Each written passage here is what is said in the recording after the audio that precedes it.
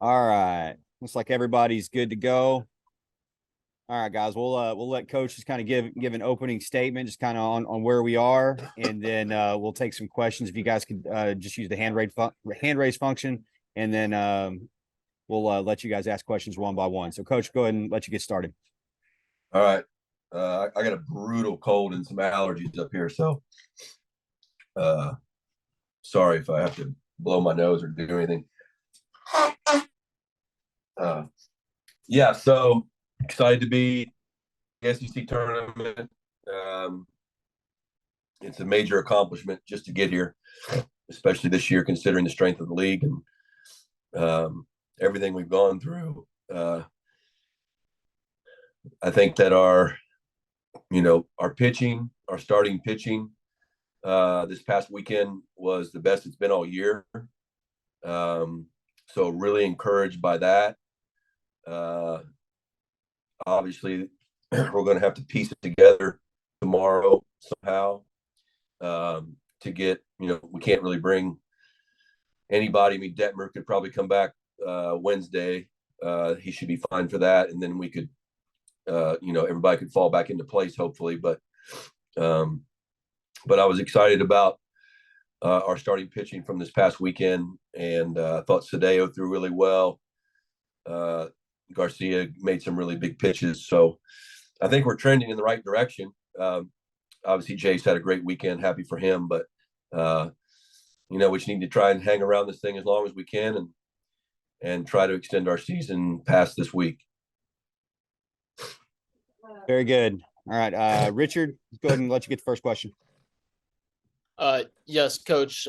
Obviously, you met Tennessee early on in the season. What do you see from them that is different now than when you faced them back in March? And also, how do you think your team has changed from the one that played up in Knoxville? I just literally at 30 minutes before I hop on here with you guys started watching video. They're bunting. They're playing a little more action game rather than just sitting around and banging the ball. They've reshuffled their pitching around. Put Chase Burns in the bullpen, and I think he's been pitching really well in that role for them until this past weekend. He had a rough one against South Carolina, so I haven't heard who they are pitching. Be interested to see if they put him back in the rotation or not. But they're still, just so super athletic, super all kinds of power. So it's a team that you can see winning a national title when you have Dolander and Beam and all the different arms that they throw at you. Our team, number one, Brett Minnick's in the lineup. We've played, I think, 37 of our 55 games have been played without Minnick or Werner or both. And so to me, that's a big selling point for us moving forward, in terms of our, resume or whatever they call it for the NCAA baseball committee. We've won 6 of our last 8 series. And I think like I said, I think we have more of an idea on roles from a pitching staff standpoint. Still, nobody's really taken the ball right-handed and given us what we want. But guys like Sadeo and Garcia are completely different pitchers today than they were. Even Lampkin, completely different pitchers today than they were back then. But Lampkin certainly won't pitch. So I think, and I think we have some guys that are Jay's full SEC season, a lot of confidence.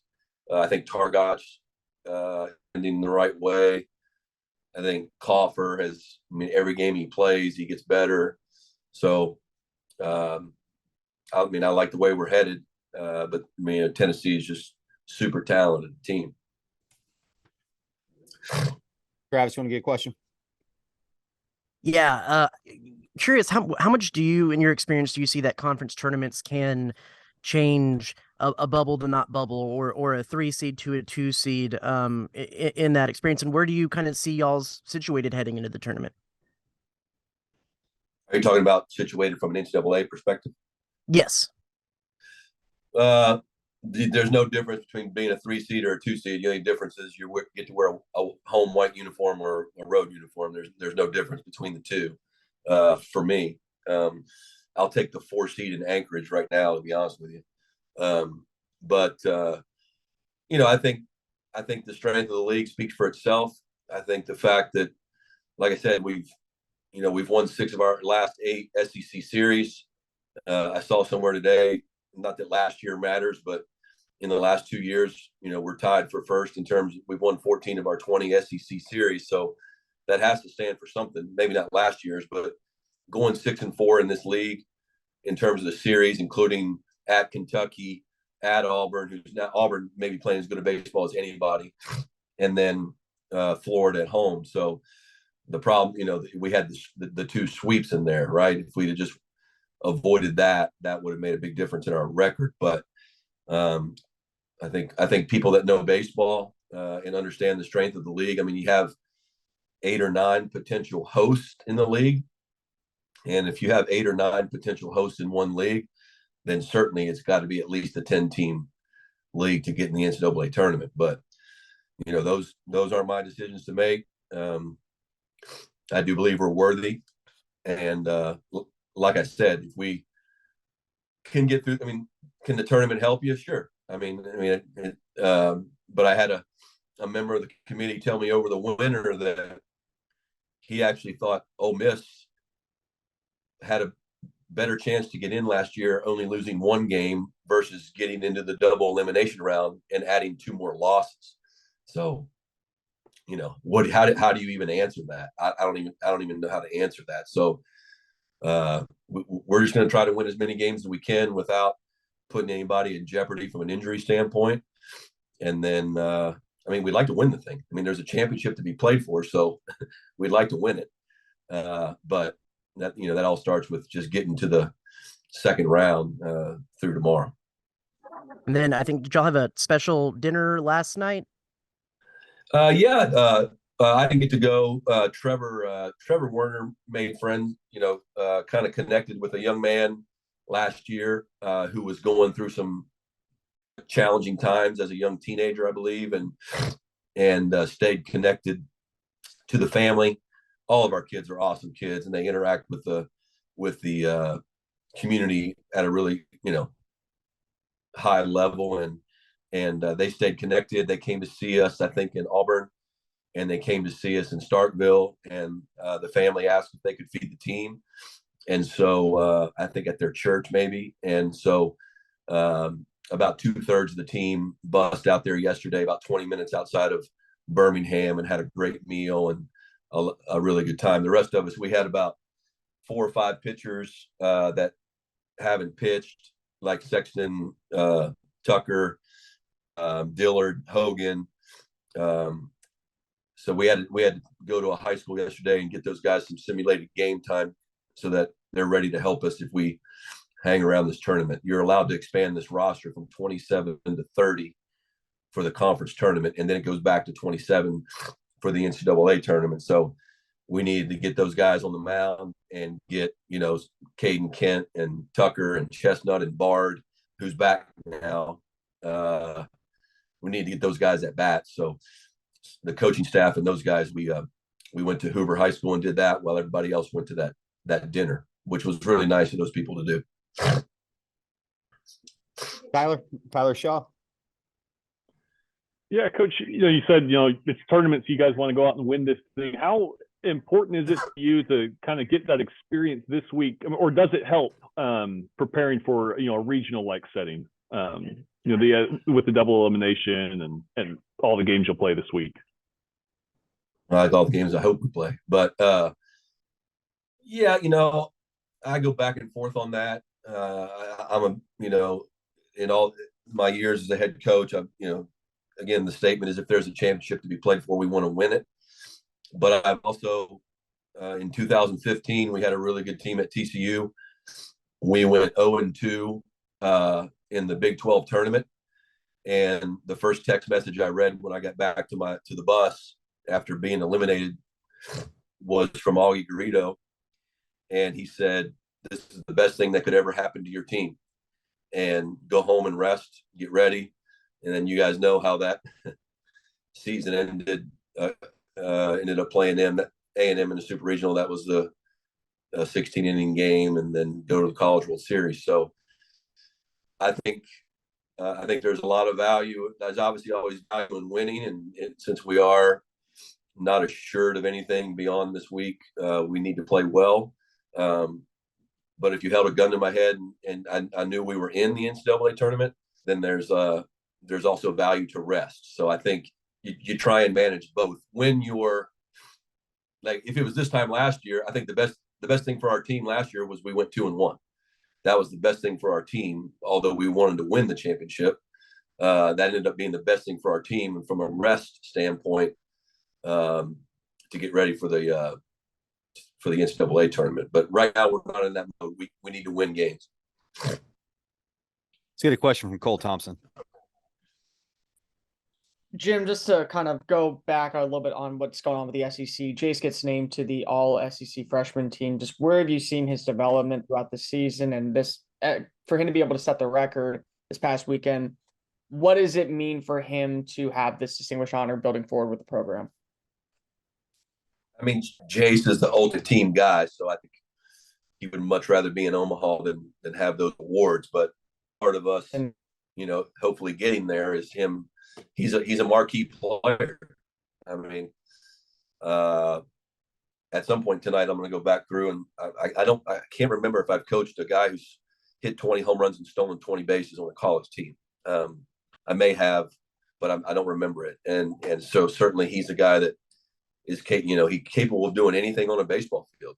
A problem considering playing him in center field tomorrow, because this ballpark is massive. There is a lot of ground to cover, and if we play Targach in the outfield, then we need some help out there. But he's just so capable of doing anything on a field, which is why he was a big, prospect in terms of the draft. And if he continues to stay healthy and progress, I mean, if you're putting up those kind of numbers in this league, then all those guys become big leaguers, and it doesn't guarantee him anything, but if he keeps going that direction, that's what he's going to be. He's a guy that everybody here is going to be either asking for a ticket or paying for a ticket to watch him play one day. Ben Peck. Ben? Yeah, Coach, you kind of touched on it earlier, but how do you kind of about in terms of messaging to the team, shifting from doing the right things, process, and over the course of a long season with baseball being baseball, you should yield the results you want to yield, with kind of the urgency and the immediacy of, okay, now we don't necessarily have that wiggle room of letting things play out. How do you kind of try to get the guys to handle that aspect of it? That's a great question. I have an older team, so I have a leadership council that I talk to, and they are able to keep me, informed on the pulse of the team. Other than, I might say, hey, I'm reading this in the team. What do you guys think? And they'll say, well, yeah, you're right.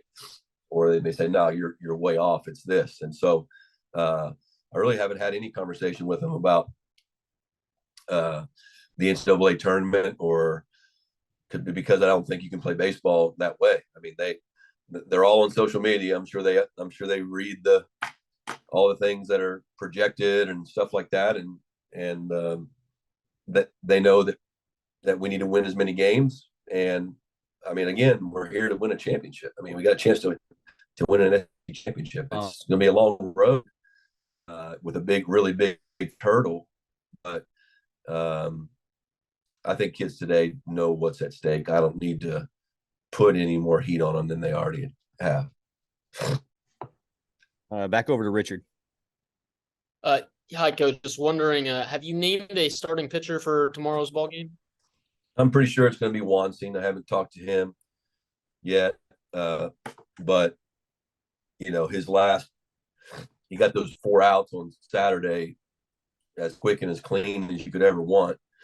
And I was greatly concerned about, he hasn't been an extreme strike thrower, and all he did out of the bullpen was throw strikes. So, I asked him after the game, do you think you can take the confidence from that and just build it right into a start. Don't make a start any bigger than what it is. And he said he could. So I'm going to sit down.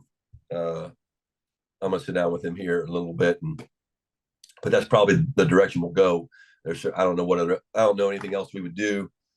I don't think there's really any other option, to be honest with you, unless we were just going to pull something out of a hat, which I don't know if we're at that point yet. And then I know you're no stranger to conference tournaments, but last year, with it being your first go around in Hoover, what were your biggest takeaways, and what did you think you learned that can help you manage it the second time around? Well, last year we had the bye, so that was huge. It felt weird only losing one game, but getting kicked out of a double elimination tournament, so that was weird.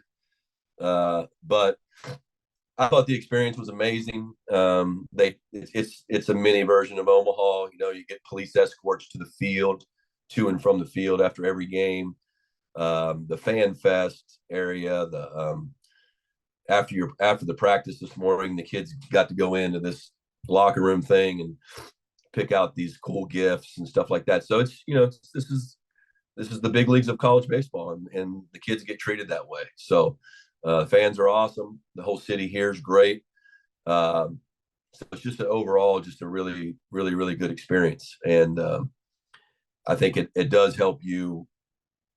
I think the SEC schedule more than prepares you for a regional or super regional. I think what this prepares you for is if you make it to Omaha, this is kind of what it feels like. It's your magnitude, bigger stadium in Omaha, but in terms of the way you're treated and how the whole city stops what they're doing, that's what they do in Birmingham, and that's what they do in Omaha. All right, guys. Let's we got one more question from Cole Thompson, and then we're gonna go ahead and call it after that. Colt.